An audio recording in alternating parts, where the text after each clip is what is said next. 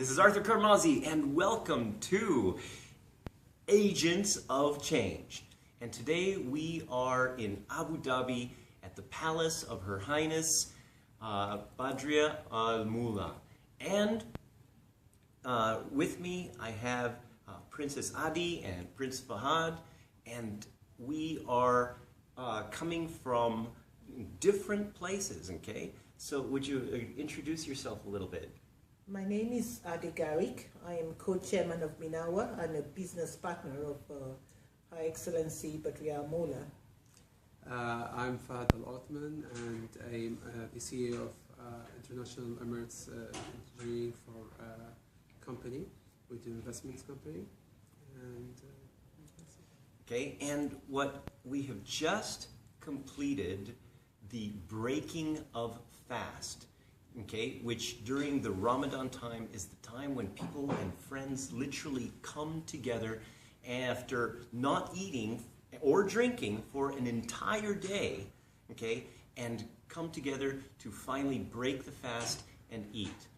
And can you tell us a little bit about how that, that affects you? Because you have to actually sacrifice literally for the whole day. You're hungry, you're thirsty, and all this, and then finally at the end you come together with friends. Can you tell us a little bit about how that feels? it feels amazing, especially when the moment you break your fast and you compare yourself to the other societies who don't have food and all that.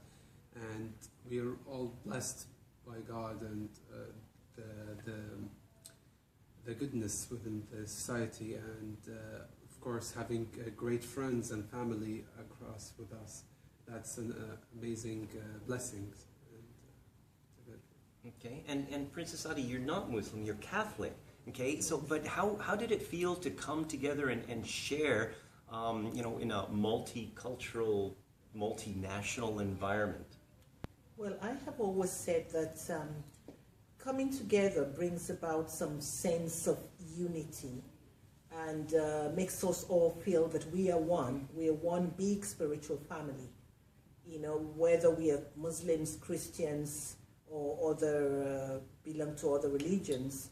And for me, this time when we are invited into the homes of our Muslim brothers and sisters gives me a sense of belonging to the discipline that they experience.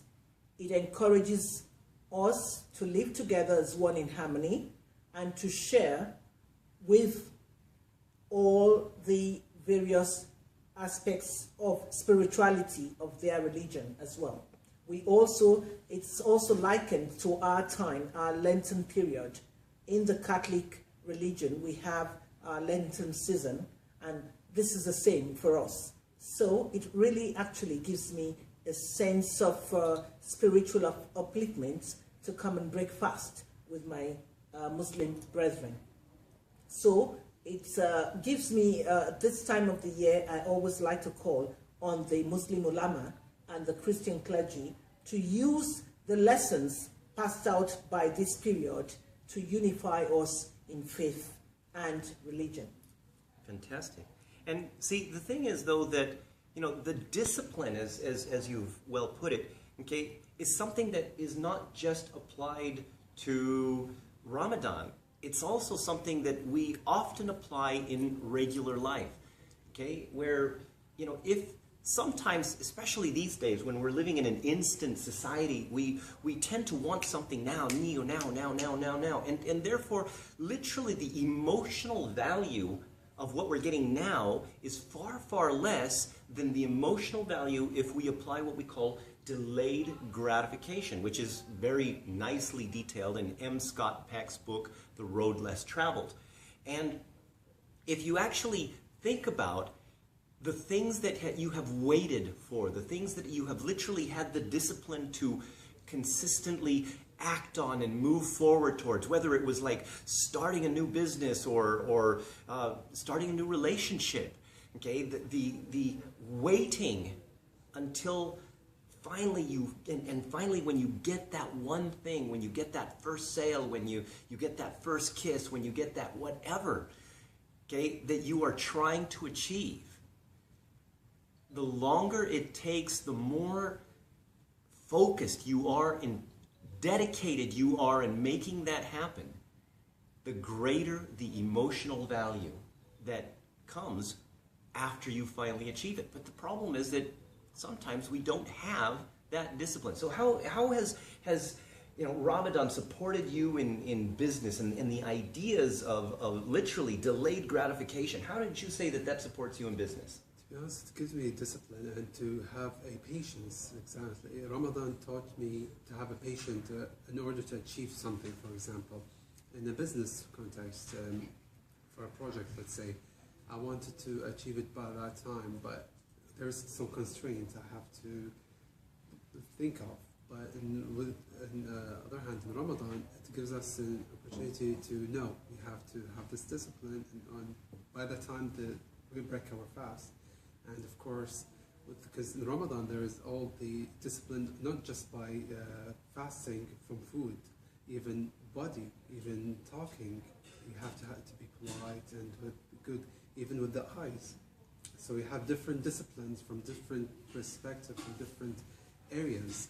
So of course, it gives you ethics as well. Okay, excellent. And how would you say that you have applied a sense of discipline where you would basically, have delayed gratification, make sure that everything is right or everything is necessarily, done appropriate to maybe do things in a certain way that might take longer, but finally when you achieve it, it just feels so much better. Where would you say you've applied that? I would say that it's all boils down to the spirituality of the individual, having waiting the game, that is patience, perseverance, persistence, and so on.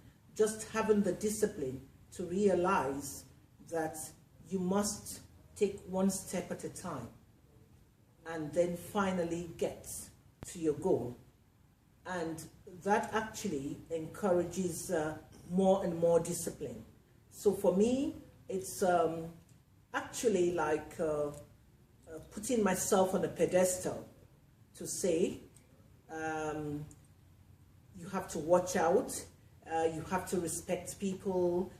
For example, here in this region, you cannot have open cafes, open restaurants, and so on.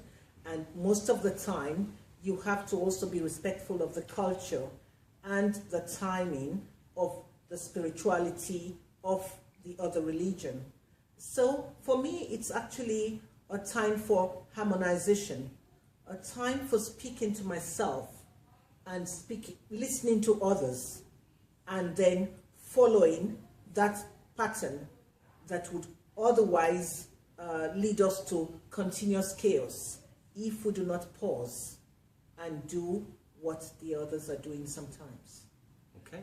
Out of respect. So for me, it is actually what I call the mountain of respect, with mountains to climb, streets to run, but 1 minute at a time, 1 day at a time, 1 goal at a time. So it's all about discipline, more discipline that gets to the road of more achievement. All right, excellent.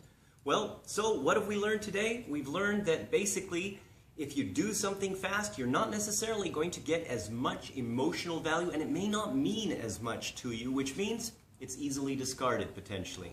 Okay? The more discipline you have, the more easy it is to basically be more spiritual, more connected with the world, more connected with people around you, and basically it also helps you to be more respectful of your surroundings, which also in the end helps you to set people up for success and make people feel successful in your surroundings. We've also learned that by literally going through a disciplined process, whatever it may be for you, okay, is going to help you on a variety of different levels, on a personal nature, within your relationships, and definitely within your business. So with that, this is Arthur Carmazzi wishing you great success.